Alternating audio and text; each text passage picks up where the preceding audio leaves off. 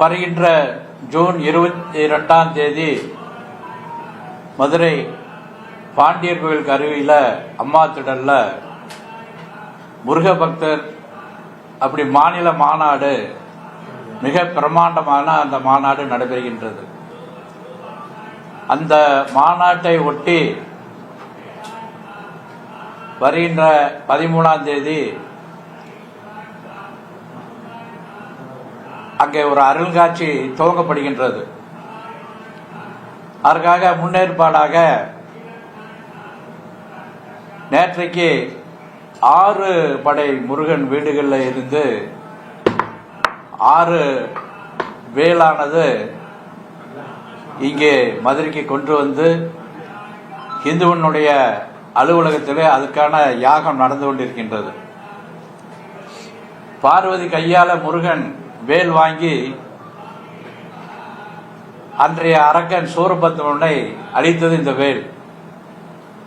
இந்த வேல் இந்த நாட்டில் இருக்கக்கூடிய அநியாயத்தையும் அக்கிரமத்தையும் அழிக்க வேண்டும் என்பது அதற்காக இந்த வேலினுடைய யாகம் நடைபெற்றுக் கொண்டிருக்கின்றது. தமிழ் கடவுளான முருகன் இந்த நாட்டை, தமிழ்நாட்டை வளமாகவும் வல்லரசாகவும் உருவாக்குவதற்கு இந்த மாநாடு பயன்படும் என்று இந்த மாநாடானது நடத்தப்படுகின்றது. பல பேர் இந்த மாநாட்டை பற்றி கொச்சைப்படுத்துகின்றார்கள். இந்த மாநாடு எதற்காக என்று கேள்விகள் எழுப்புகின்றார்கள். இந்த இந்துக்களை ஒற்றுமைப்படுத்த வேண்டும் அப்படிங்கிற ஒரே நோக்கம்தான் இது. இந்து முன்னணி ஒரு அரசியல் கட்சி இல்லை. இந்துக்களை ஒற்றுமைப்படுத்துவதற்காக, இந்துக்களுக்காக வாதாட, போராட, பரிந்து பேச ஆரம்பிக்கப்பட்டு 45 ஆண்டுகள் ஆகின்றது. பல்வேறு இந்துக்களுக்கான சாதனை புரிந்திருக்கின்றது இந்த 45 ஆண்டுகள்ல. இப்போ சமீப காலங்களில் குறிப்பாக சென்னிமலையில் ஒரு பிரசித்தி பெற்றது. அங்கே ஒரு வேல் இருக்கின்றது. கிட்டத்தட்ட 5000க்கு முன்னாடி பாறை வேல் அப்படி இருக்கும். 320 படியில 2 மாடுகளை பூட்டி 320 படிகளையும் மேலே மாடு 2 மாடுகளை பூட்டி மேலே ஏறி ஒரு பெரிய சாதனை. 27 தீர்த்தங்கள் இருக்கக்கூடிய அந்த சென்னிமலையை அந்த கிறிஸ்தவ மதத்தை சேர்ந்தவர்கள் அந்த மலையினுடைய அடிவாரத்தில் ஒரு கூட்டம் போட்டு இந்த மலையை கிறிஸ்தவ மலையாக மாற்றுவோம்னு சொல்லி ஒரு அறிவிப்பு கொடுத்திருந்தாங்க. எந்த அரசியல்வாதிகளும் அதை கண்டுகொள்ளவில்லை. இப்படி ஏன் இந்த பேசுறீங்கன்னு கேட்கல. ஹிந்துமணியானது குரல் கொடுத்திருந்தது. அதுக்கு ஒரு எதிர்ப்பு தெரிவிக்கும் வகையில் ஒரு ஆர்ப்பாட்டம் வைத்திருந்தோம். அங்கே ஒரு மக்கள் மத்தியில் ஒரு இந்துக்கள்கிட்ட ஒரு பெரிய எழுச்சியாகி கிட்டத்தட்ட 50,000க்கு மேற்பட்ட மக்கள் அங்கே திரண்டிருந்தார்கள். அப்பதான் இந்துக்கள்கிட்ட ஒரு விழிப்புணர்வு வந்திருக்குது என்று தோன்றுது. அதே மாதிரி திருப்பரங்குன்றத்திலையும் கூட பல்வேறு பிரச்சனைக்கு இடையில அங்கே சென்னிமலையில் ஆரம்பிச்சு இங்கே ஒரு மையம் கொண்டு இந்த மதுரையில் இந்த மாநாடானது இந்துக்கள் மத்தியில் ஒரு பெரிய எழுச்சி உருவாக்கும். அதனால மக்கள்கிட்ட ஒரு இந்து எழுச்சி உருவாக்குறதுனா இந்த மாநாடு நடக்கின்றது. 22 பல்வேறு பகுதியில் தமிழ்நாடு முழுவதும் இல்லாமல் சிங்கப்பூர், மலேசியா இந்த பகுதியில் இருந்த இந்துக்கள்லாம் இந்த மாநாட்டுக்கு கலந்து கொள்வதற்கான ஏற்பாடு நடக்கின்றது. பல்வேறு அரசியல் கட்சிகளுக்கு அழைப்புதல் நேரடியாக கொண்டு கொடுத்திருக்கின்றோம். நம்ம தமிழ்நாட்டினுடைய முதலமைச்சர்கிட்ட நேரம் கேட்டிருக்கோம், நேரடியாக சந்திக்கணும், அழைப்புகள் கொடுக்கணும், நீங்கள் இந்த மாநாட்டுக்கு வரணும்னு சொல்லி கடிதம் கொடுத்துருக்கோம். இன்னும் எந்த விதமான பதில் வரல. அவங்க அப்படி சொன்னாங்கன்னா நேரடியாக அழைப்புகள் கொடுத்து இந்த மாநாட்டுக்கு கலந்து கொள்ள சொல்வதற்காக அந்த அழைப்புகள் கொடுக்கறதுக்கு இந்து முன்னணி தயாராக இருக்கின்றது. இந்து முன்னணி, இந்து மக்கள், இந்து இயக்கங்கள்லாம் சேர்ந்து இந்த மாநாடு மிக பிரமாண்டம் நடத்துவதற்கான வேலை நடந்து கொண்டிருக்கின்றது. நீங்க ஏதாவது கேட்கணும் அப்படின்னா அதாவது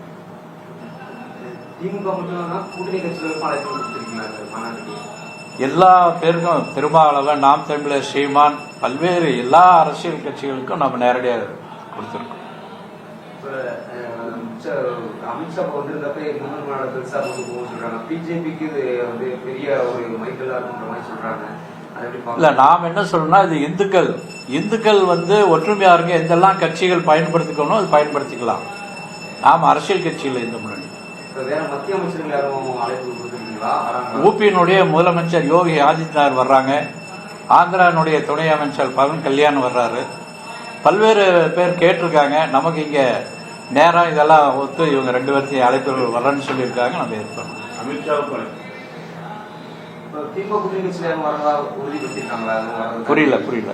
திமுக கூட்டணி கட்சியினர் யாரும் வரதுக்கான உறுதிப்படுத்திருக்காங்களா? வரையறுத்திருக்காங்களா? நாம் தமிழர் வரதா சொல்றாங்க. அவங்க திமுக கூட்டணியில் இல்லை. அந்த கூட்டணியிலிருந்து இது வரைக்கும் யாரும் வரன்னு சொல்லல. அழைப்புகள் கொடுத்துருக்கோம், பார்க்கலாம்னு சொல்லியிருக்காங்க. அமித்ஷா வந்தப்ப திருப்பூர்மலையை பற்றி சிக்கந்தரமலையை பற்றி ஒரு பெருசாக விமர்சனம் வச்சுட்டு போயிருக்காரு. இது மாத்திட்டாங்க திமுக தான் அதுக்கு காரணம். நீங்க என்ன சொல்றீங்க? யாருக்கு அமித்ஷா பேசுனது ஏற்கனவே அது மாதிரி சிக்கந்தர் மலை அங்கே ஆடு வெட்டுவோம். ஏன்னா லண்டன் கோர்ட்லையும் கூட ஒரு வழக்கு நடந்து இது முருகனுக்கு சொந்தமான மலை, முருகர் மலை அப்படி வந்து தீர்ப்பு இருக்குது. ஆனால் இவங்க இடையில வந்து இது சிக்கந்தர் மலை அப்படி சொல்றாங்க. அந்த வகையில் அவர் இப்படி சொல்றாங்களேன்னு சொல்லி அமித்ஷா பேசியிருக்காரு. அந்த பேச்சை இந்த முன்னே ஆதரிக்கின்றது. மாநாட்டுக்கு வரும் பக்தர்களுக்கு என்னென்ன மாதிரி ஏற்பாடு பண்ணிக்கிட்டு இருக்கீங்க, பண்ண போறீங்க? மாநாட்டு வந்து போறவங்களுக்காக எல்லாம் சௌரியம் பண்ணுறதுக்காக ஒரு 20க்கு மேற்பட்ட குழு அமைச்சிருக்கோம். மாநாட்டுடைய ஏற்பாடுகள், குடிதண்ணீர், போக்குவரத்து, இப்படி பல்வேறு வகையில் 27 குழுக்களாக 2500 மேற்பட்டவங்க வாலண்டியர்ஸராக வேலை செய்யறதுக்கு தயாராக இருக்காங்க. கிட்டத்தட்ட 500க்கு மேற்பட்ட பெண்கள் வந்து மகளிர்கள் வந்து அதுக்காக வாலண்டியர் வந்து வேலை செய்யறதுக்கு இருக்காங்க. அதுக்கான ஏற்பாடு நடந்துட்டு இருக்கு. 10ஆம் தேதி வந்து நம்ம முருகர் 6 படை வீடு பண்ணாங்க. காலதாமதத்தை திமுக கோர்ட் ஒரு நல்ல கேள்வி கேட்டிருக்கு. நாம வந்து கோர்ட்டுக்கு போயிருக்கிறோம், நீதிமன்றத்துக்கு சென்றோம். பல்வேறு வகையில் நீங்க அரசியல் இல்லாமல் இது ஜனநாயக நாடு, சரியான முறையில் நடக்கணும் அப்படி காவல்துறைக்கு நீதிமன்ற உத்தரவு சொல்லியிருக்குது. இந்த விசாரணையெல்லாம் செஞ்சு இதெல்லாம் சொல்லிட்டு வர 13ஆம் தேதி தீர்ப்பு சொல்றதாக நீதிமன்றம் சொல்லியிருக்காங்க. நல்ல தீர்ப்பு வரும் நம்ம எதிர்பார்க்கிறோம். திமுக அரசு காரணமாக ஏன்னா தொடர்ந்து வந்து குடிநீருக்கு பயன்படுத்தக்கூடாது, இதனால வந்து சமூகத்தை சேர்ந்து அதுன்னு 10 கேள்விகள் இது பண்ணாங்க. அதுக்கப்புறம் இப்போ வந்து கோர்ட் வரைக்கும் போய் அதுவுமே காலதாமதம் ஆகிட்டு இதுதான் அரசியல் வந்து இதுதான் இருக்கும். முழுக்க இந்த திமுக கட்சியும் சரி, திமுக அரசும் சரி, திமுக கூட்டணியில கட்சியில் இருக்கவங்களுமே இந்த மாநாடு நடக்கக்கூடாது. இதுக்கு உதாரணம் நம்முடைய சேகர் பாபு அவர்கள். இந்த மாநாட்டுக்கு ஒருத்தர் வரமாட்டாங்க, மாநாட்டுக்கு வர்றாங்க வரல அப்படின்னு ஏன் இவர் அவ்வளவு கவலைப்படுறாரு, ஏன் பதறாரு அப்படி நமக்கு புரிய மாட்டேங்குது. அதுக்கு மேல போய் சொல்றாரு, நாங்க 7ஆம் தேதி ஒரு பெரிய மாநாடு நடத்துறோம், 7 நாள் மாநாடு நடக்கும், அதுக்கு பல லட்சக்கணக்கான மக்கள் வருவாங்க, இந்த மாநாடு இன்னொருத்தர் நடத்தணும் அப்படின்னா நடக்காது, திரும்ப இதை விட பெருசா நடத்தணும், நாங்க தான் நடத்தணும் அப்படின்னு ஒரு அறிவிப்பு கொடுத்திருக்காரு. நாம் ரொம்ப வரவேற்கிற அந்த வார்த்தையை. இவன் நடத்தணும், கடவுள் இல்லைன்னு சொல்லக்கூடிய நபர்கள் முருகனுக்கு பெரிய மாநாடு நடத்துறோம், இன்னும் அடுத்தது பெருசா நடத்தணும்னு சொல்றதை நம்ம வரவேற்கின்றோம். ஆனா இந்துவுன்னு நடத்த ஏன் பதறாரு? இந்து நடத்துது, வந்துட்டு போறாங்க, ஜனங்க வர்றாங்க, அதுக்கான வேலை செய்யறோம். என்ன நாம் அதுக்கான அமைப்பு இது அரசியல் கட்சி தேர்தல் நிக்க போறது இல்ல. இந்துக்களை ஒற்றுமைப்படுத்தணும், விழிப்புணர்வு ஏற்படுத்தணும், இந்துக்களுக்கான உரிமைகளை கேட்கணும் அப்படிங்கறதுக்கான மாநாடு. இது ஏன் இவருக்கு வந்து பைத்தியம் முடிச்சர் ஓடுற மாதிரி ஓடுறாரு தான் நாம் நினைக்க வேண்டியது. யாரோ ஒருத்தர் கட்சிகள் கூட இப்போ வந்து மாநாடு நடத்துறதா இருக்கட்டும், கும்பாபிஷேகம் நடத்துறதா இருக்கட்டும், எல்லாமே வந்து வரிசையில் திமுக ஆட்சியில் நிறைய இல்ல, 2 விதமா எடுத்துக்கலாம். ஒரு பக்கம் இந்துக்கள்கிட்ட விழிப்புணர்வு இருக்குது, தேர்தல் வந்து 2026 தேர்தல் வருது. இந்துக்கள்கிட்ட விழிப்புணர்வு வரும்போது, ஏன்னா அவங்க முழுக்க இந்த சிறுபான்மையை ஆதரிக்கிறதே ஓட்டுக்காகத்தான். முழுக்க சிறுபான்மைக்கு ஆதரவு கொடுத்து எங்க இந்துக்கள் ஓட்டு போயிருமோ அப்படின்னு ஒரு கவலையில தான் இப்ப கும்பாபிஷேகம் நடத்துன்னு சொல்றாங்க. இது ஒண்ணு. ஆனா இருந்தாலும் கூட இந்த கும்பாபிஷேகம் நடத்த முழுக்க ஆன்மீக பெரியவர்கள், மடாதிபதிகள், இது மாதிரி அவங்க கொடுக்கக்கூடிய நிதியில் தான் நடத்துறாங்க. ஆனா ஏதோ இந்த அரசாங்கம் பெரிய நிதிகள் செலவு பண்ற மாதிரி கணக்கு காமிச்சுக்கிறாங்க, வெளியில சொல்லிக்கிறாங்க, நாங்க அவ்வளவு கோயில்ல பண்ணோம், இவ்வளவு கோயில்ல பண்ணோன்னு. இன்னும் நம்ம நிறைய அரசியல்வாதிகள் கோயில் இடம் இருக்குது, நிறைய ஆயிரக்கணக்கான கோயில் விளக்கு இல்லை, ஒரு கால பூஜை இல்லை, இதெல்லாம் நடத்தணும் நாம் தொடர்ந்து சொல்லிட்டு இருக்கிறோம். அதனால இந்த அரசாங்கமும் நம்முடைய அறநிலையத்துறை அமைச்சரும் இதை கவனத்தில் கொண்டு செய்யணும். இப்ப பெரிய விழிப்புணர்வு வந்திருக்கனால தான் இவங்க இந்த முருகர் வெற்றிவேல் வீரவேல் சொல்ல ஆரம்பிச்சிட்டாங்க இப்போ. ஆனா இன்னும் முதலமைச்சர் இன்னும் எந்த கும்பாபிஷேகத்துக்கு வரமாட்டேங்கிறார்.